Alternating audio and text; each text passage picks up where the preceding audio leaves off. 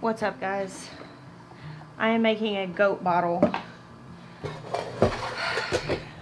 Margot had her twin girls, you know, they're like a month old now, and she takes care of them, but it's really strange. She really just does not produce a lot of milk. I withheld the girls a couple of nights, and I mean, Margot was making next to nothing, and I've just always felt like these goats are puny. So we've been supplementing and giving them a little bit of extra milk a couple of times a day. I didn't want to pull them and make them bottle babies because I like the fact that she's raising them, but I didn't want to risk them being too weak.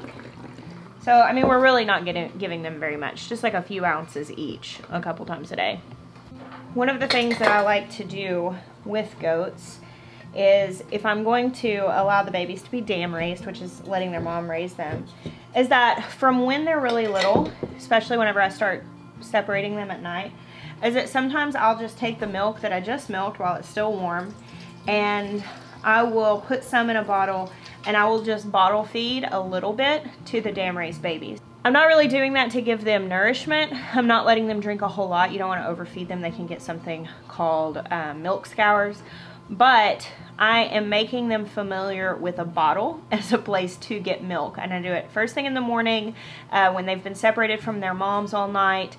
And I just let them suckle on the bottle for a little while to make that association.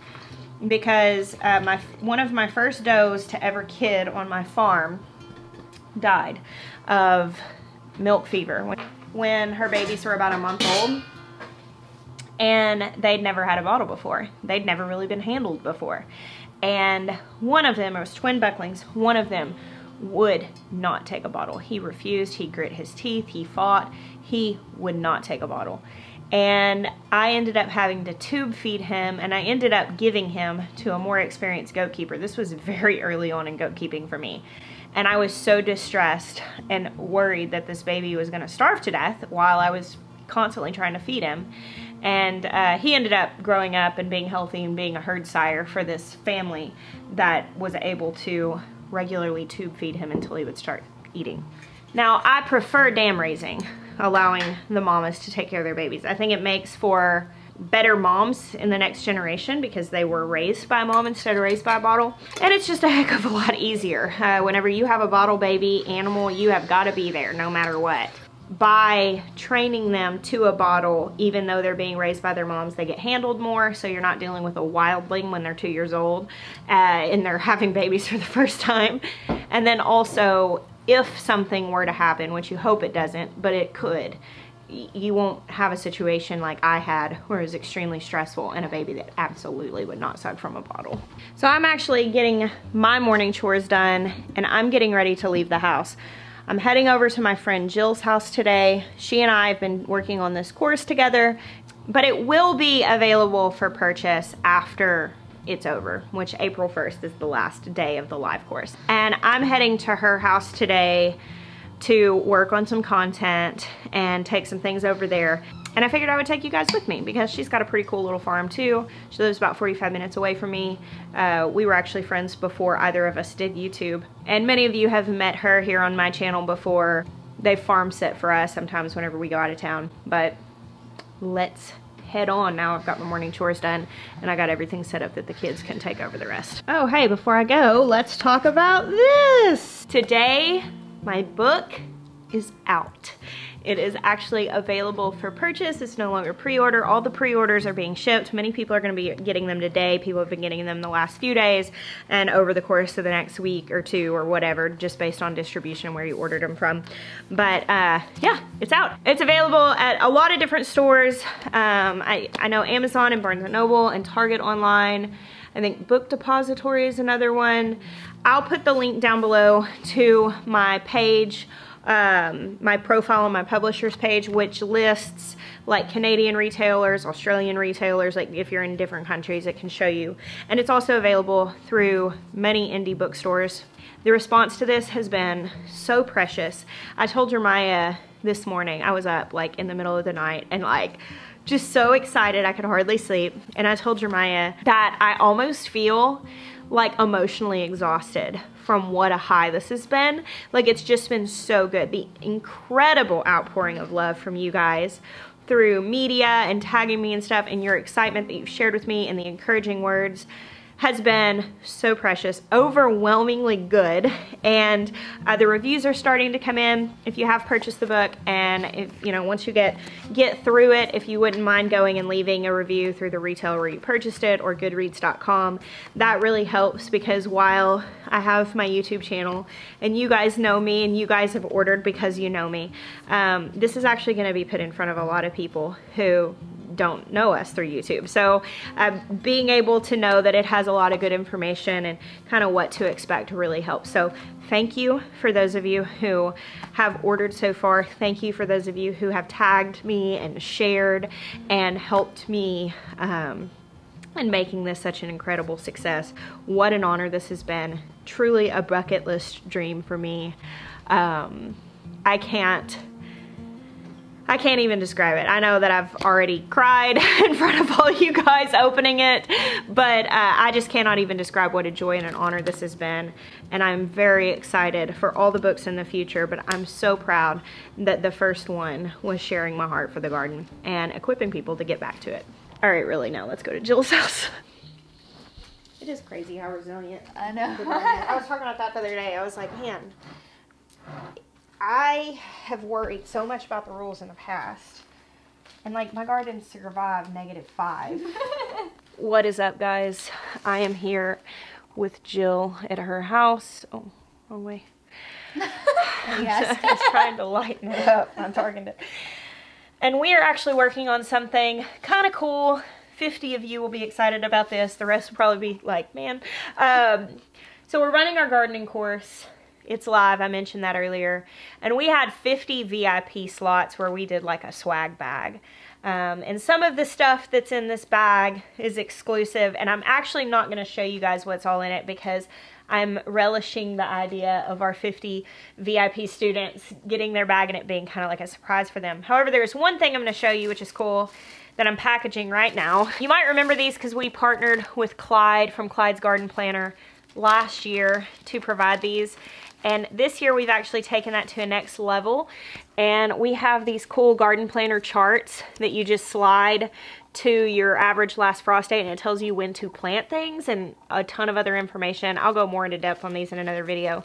But these are going in our swag bags, and they're also now available on our online shop. So that's really cool. I am going to be using this year for the first time, and I'm excited. It's very cool. Yeah, very cool tool. So if you were in our VIP course, don't buy one of these. You're getting one of these in your bag. Surprise! But for everybody else, you can check them out on our shop. They're just a really cheap little awesome garden tool with a ton of information. So I figured that as we packed things, I'm going to do my best to pack and talk and not mess up. But I thought I would turn the camera on, and I wanted to ask Jill a couple of questions about gardening as we get ready for the gardening year. So Jill and I have been friends for years, as I said earlier, and we both love the garden. We're kind of different in how we garden, but some the same. Yeah. I'd say we're both very excited about it. So Jill, what are you most looking forward to in this gardening year? Well, I'm doing flowers this year, and you're doing like cut flowers, right? Cut flowers, yeah. That's exciting. Primarily, I've grown tomatoes to sell. That was the biggest thing I sold. I sold on Jill our farm. does market gardening. For those of you who don't know this. And so, just knowing that like that was really kind of oversaturated and having a demand for cut flowers here, I decided I would try it. I have my first seedling sprouted outside of my herb room. We'll have to go look at those. I know, and I am just feeling super accomplished. So, I think I'm most excited just for the challenge of that, learning new things, trellising's different, knowing when to peak harvest those, and I'm like used to figuring out vegetables, so I'm actually really excited just to kind of dive into what that looks like and the growth that's going to happen through this. That is very exciting. How much land do you guys have here? A little over an acre. A little over an acre, and she has been doing market gardening. She's been selling produce for a few years now. I think you started with microgreens, right? I did. Started with microgreens. And I did that in my herb room in racks with grow lights. Yeah. Yeah. I think it's just a really cool testament to how much you can do where you are, which is something that I always love to highlight. So what is your like big dream? Like, I know that this is a waiting room for you. Like, I'm always telling people turn your waiting room into a classroom, and you've definitely been making the most of it. But like, ideally, where do you see yourself, like farm-wise, what do you see yourself doing? I would like to not have to grow produce to sell.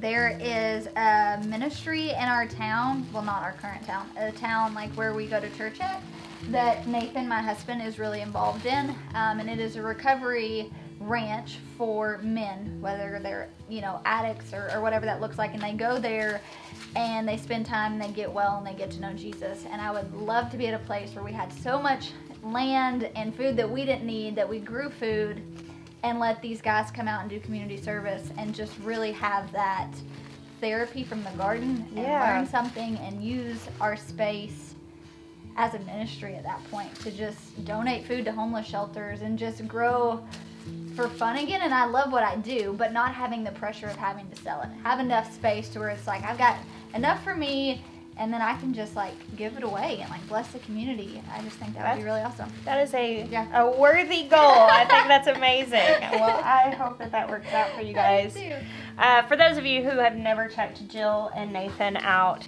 they are very dear friends of ours. You've probably seen them in our videos. I know they have farm set for us, but they're Whispering Willow Farm, and we're running a course together. You will see plenty more of us together in the future. Definitely go check them out. We're gonna walk around as soon as we get done with packaging and show you guys a little bit of what's going on here at their place. All right, we got our swag bags packed. They're fantastic, not gonna lie. Pretty excited. We're feeling pretty impressed with them. And I just wanna show you guys around a little bit. It is warm in here. Yeah. Oh, your stuff looks so good. Look at my bolted spinach. Your spinach bolted? Like, that's hilarious. I had a whole tray of brassicas bolt in the trays. I was like, well, that's a first. Little go-getter there. He went straight to seed. Oh, you got some peppers over here. Look at all these little pepper babies. Peppers. You got more pepper babies over here. I started these the day we came home from your house the next day. Oh, wow.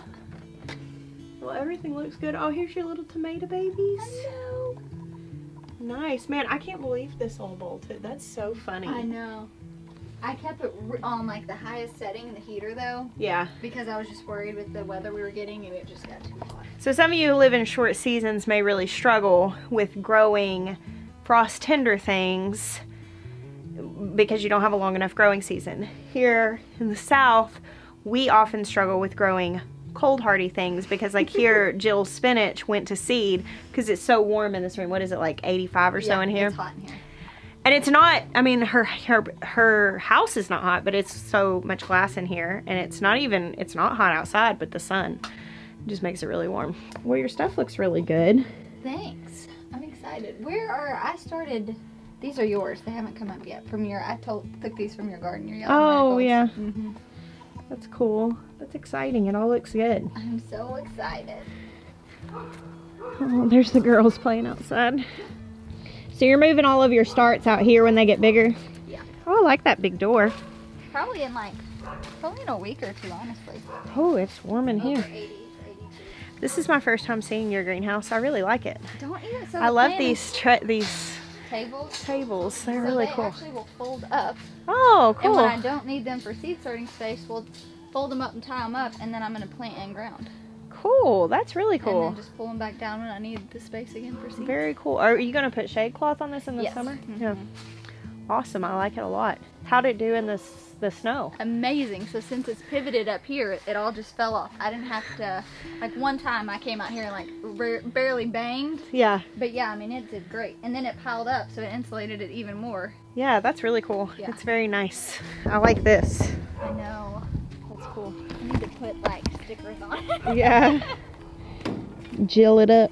Isn't it crazy to think of how much this space is going to transform in just like a few months? Look at those massive. You still have, I've got some that are big like that too in my high tunnel. I mean, like the leaves took some damage, but the Brussels sprouts. So were these covered at all through the snow? No. This was just out here. Just open, like you couldn't even see it. There was so much snow. That is crazy. I know. That is the thing I learned during the snowstorm, is that I think that we stress out too much about the limits and the rules when we could probably get away with more if we were willing to take the risk. The mail lady just stopped. Every time someone's pulled up this whole day that we've been working, we stop because we think my book might be being delivered. That's funny. Oh my gosh, that's a massive rutabaga. I forgot about it. That is so funny. And these are all strawberries. Strawberries, and then I planted extra onions. These weren't covered either, and I think they're gonna be okay. Like the tops took some damage. Yeah, my onions all pulled through as well. Thankfully, I'd planted them early enough. Yeah. To where they were established in the ground for a little bit before we got the cold. Yeah. A lot of people told me too that because we got all that snow before our temps went so low, that the snow acts as an insulator and it's like a blanket. And so everything being covered in the layer of snow when it got so far below freezing, that probably helped protect everything too. And that it was really good for the pests. So hopefully we won't have as many yeah, pests. I'm hoping. I'm hoping. Yep. I love how this looks, this double arch, whenever it's got beans all on it. It's like random stuff I just forgot to harvest. You've got random stuff out here. Yeah. I said I've been harvesting weeds just to feed our rabbits. Yeah, that's so good. Y'all still got a lot of stuff out here. Some purple kale, We're surprised dino kale. Yeah, it just all lived through. What is that, mustard right there? Yeah, it took them feeding. It was probably took the brunt. If you prune that back though, it'll keep growing. It'll grow fresh. Oh yeah. Hey June, you got a rock collection? Nice rock collection. You know, I haven't been over here. I mean, I guess this winter I haven't been over here. At least not outside. I've been inside, but we haven't walked out in the garden. But it just feels like, wasn't it? It feels like it was just a few weeks ago that we were out here on that nice summer night, and it was a cool breeze, and we sat out here and ate dinner, and like everything was lush and full. And now we're here, and it's, you know, you're scavenging like the remains and getting ready to turn it all over and reset for a new season. And then we'll be out here in a few months and it'll be a completely different garden. Be like, wasn't it just yesterday we were out here pulling those rutabagas and turnips out?